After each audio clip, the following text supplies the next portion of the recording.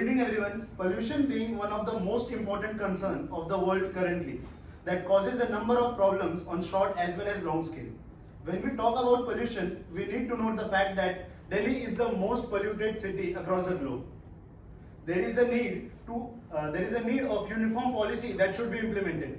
Today we gathered here in order to discuss and try to formulate a policy that can counter all this pollution.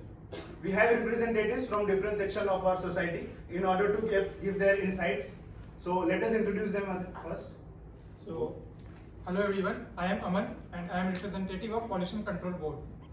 Hello everyone, I am Rupashri and I am playing the role of policy maker. Hello everyone, I am Rituja and I will be acting as a policy maker. I am Aditya Navnage and I will be the environmentalist. Good evening everyone, I am Shashwat Singh and I am acting as a politician who is representing common people. Good evening everyone I am Ravi I am playing the role of a farmer नमस्कार, मैं आशीष नंदा और मैं यहाँ आम जनता का प्रतिनिधित्व करते हुए I am Swapnil Thakur and I will be playing the role of an industrialist.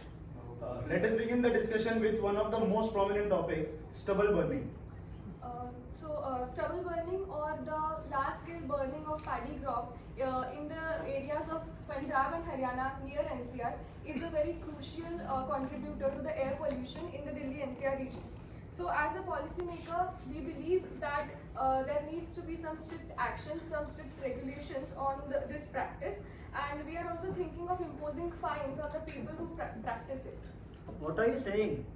You are saying like we farmers don't have any other work other than burning the stubble the whole day and creating pollution. So even while burning the stubble, what if the wind takes away all the smoke, and how it is our mistake? And we the farmers do agriculture day and night, working all the day, and at last the government pay us a very few low cost. And okay, everyone has their own problem. The reason why we are doing stubble burning is that at the after having a harvest time, the stubble remains on the land, and we need to clean our land for the next crop cycle. So to clean that, the best possible way we can do is that just we burn the stubble and prepare the land for the next crop cycle.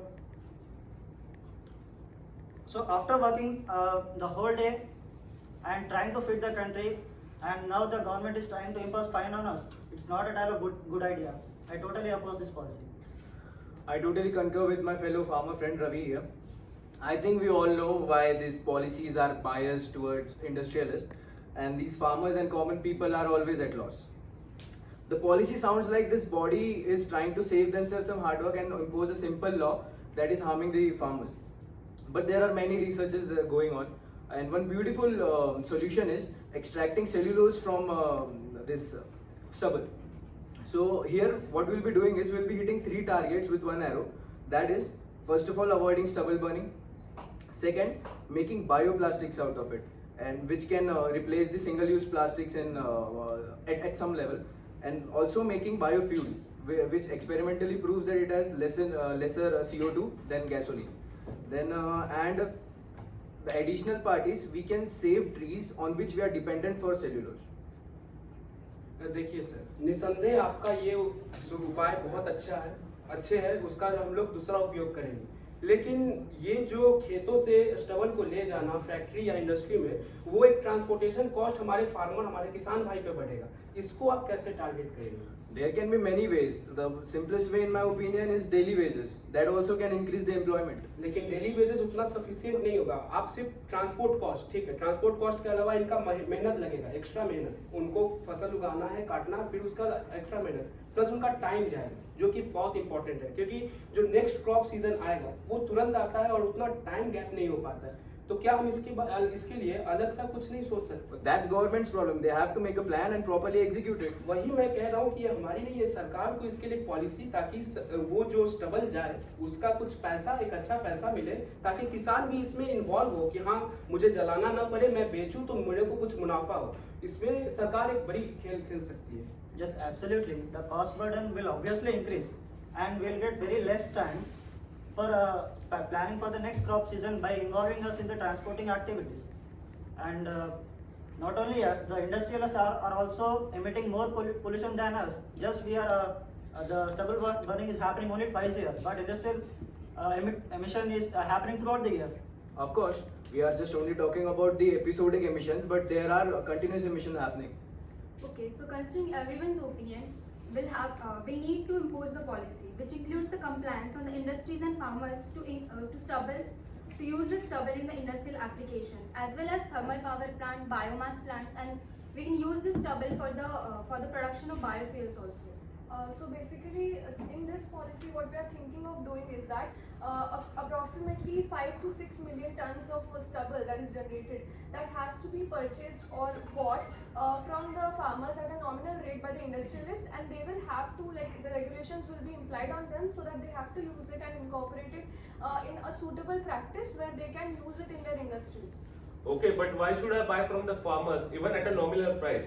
As it will only reduce my profit because I have to increase my investment, as I will have to buy some new machineries. Also the paddy, it has less efficiency. Yes, considering the efficiency factor, you are advised to use this paddy for your small processes, which will require less energy. And this is not our long-term solution for it. We are also focusing on the researches. We are focusing on the funding the researches, use of microbial communities, and use of some other ways to produce the biofuels. Okay, so if you want to shift the blame on me, I too can shift the blame on others.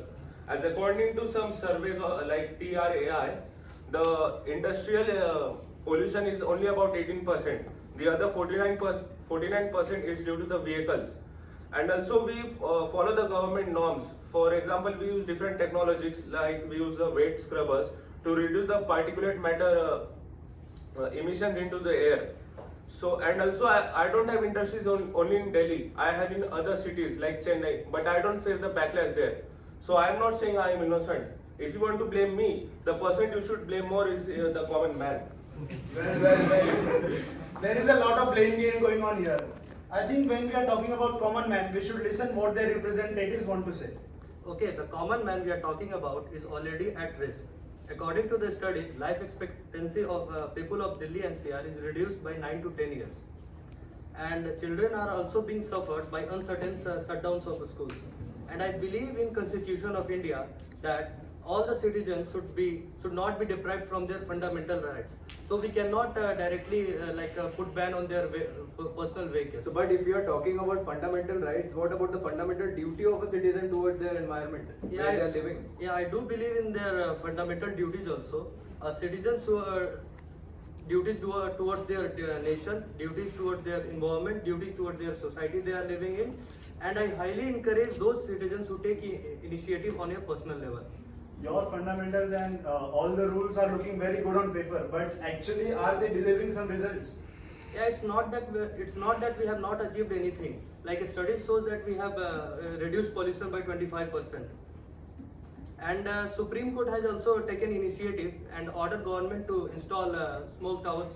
Before moving forward, let us elaborate something about smoke towers, what actually it means for the audience. Yeah, smoke towers are structured designs as large-scale air purifiers to reduce air pollution particles. And if I'll talk specifically in Delhi, it is designed to process 1,000 cubic meters of air per second. The structure sucks in air from the top and run it through the filters and then pushes it out from the bottom with the help of 40 large fans. Okay. And I would like to talk about NCAP policy that set target of reducing key air pollutant PM10 and PM2.5 by 20 to 30% by 2024 with 2017 as base year. Your all policies look very solid foundationally, but where are these significant results? If you are saying that it is a policy for a time span from 2019 to 2024, it's already 2023, what you are doing?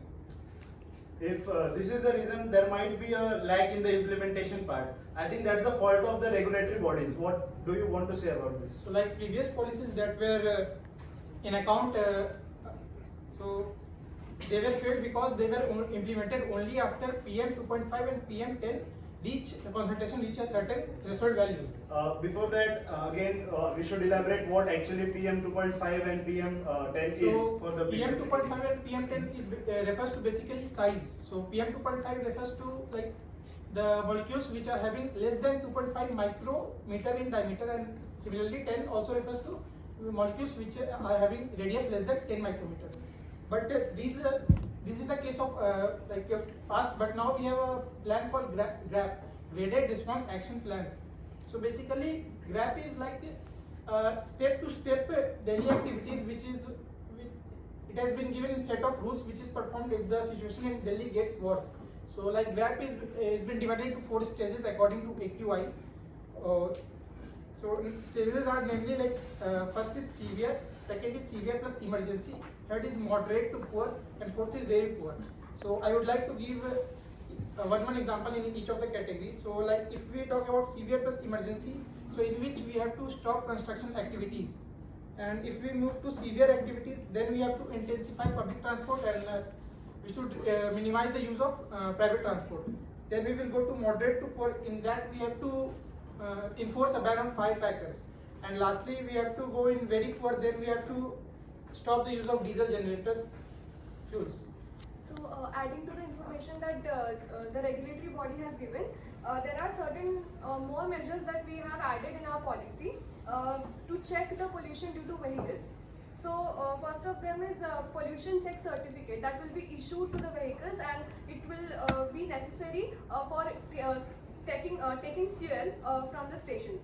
The next is banning out-of-time vehicles, because the vehicles that are too old contribute too much to the air pollution. Next is diesel-run auto rickshaws have to be completely banned till 2024, and only CNG and electric vehicles will be allowed. Also, work is being done in providing CNG as well as EV charging stations. And an insightful feature of the GRAP policy is that earlier the actions were taken after an AQI mark was reached, but now actions will be taken at least 3 days in advance. Okay, so these policies are for bigger scale. We environmentalists also work on some projects which can be done on personal level. So what we are planning is trying to aware people about terrace gardening in Delhi NCR.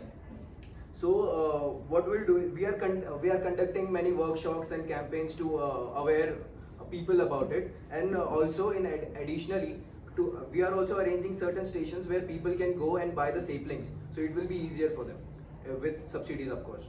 As we all know, the situation of NCR after Diwali, the major problem includes the smog, dust, harmful gases due to the burning of firecrackers, which accelerates the AQI quality in the city. For this, we have